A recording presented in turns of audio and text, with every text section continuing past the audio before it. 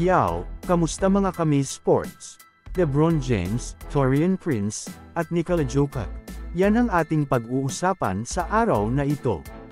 Natapos na nga ang opening note ng NBA, na kung saan muli na ngang nagkaharap ang Los Angeles Lakers at Denver Nuggets. Sobrang ganda nga ng naging laban ng Los Angeles Lakers at Denver Nuggets. Makikita nga natin dito na kayang-kaya na ngang makipagsabayan ng bagong lineup ng Los Angeles Lakers, subalit kinapos lamang sila.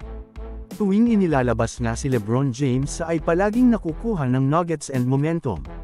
Nakapagtala nga itong si LeBron James ng 21 points, 8 points, 4 assists, at 1 steal.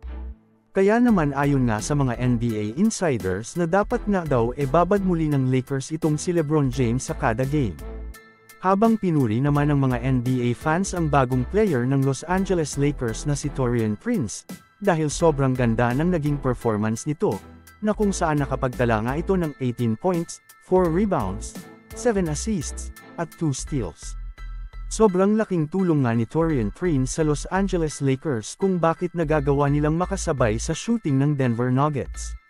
Kaya naman kung maipagpapatuloy ni Taurean Prince ang ganitong performance ay sobrang ganda nito para sa Los Angeles Lakers. Ano ang masasabi mo dito? Mag-comment lang. Samantala ako naman tayo sa sumunod na balita na kung saan, nagsalita na nga si Nikola Jokic patungkol sa naging laban nila kanina kontra Los Angeles Lakers.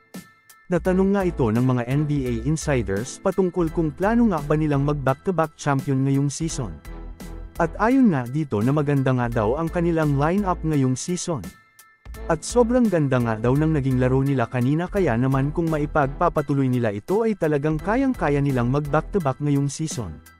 Kita naman natin mga kami sports, na kahit nga nawala sa Denver Nuggets itong sina Bruce Brown at Jeff Green, ay parang hindi nga nabawasan ng core players itong Nuggets dahil sobrang lakas pa rin ng kanilang firepower off the bench. Ano ang masasabi mo dito? Mag-comment lang. So, ayon lamang ang ating mabilisang balita sa araw na ito, sana ay nag-enjoy ka. Bilang pagsuporta sa ating YouTube channel. Maraming salamat po.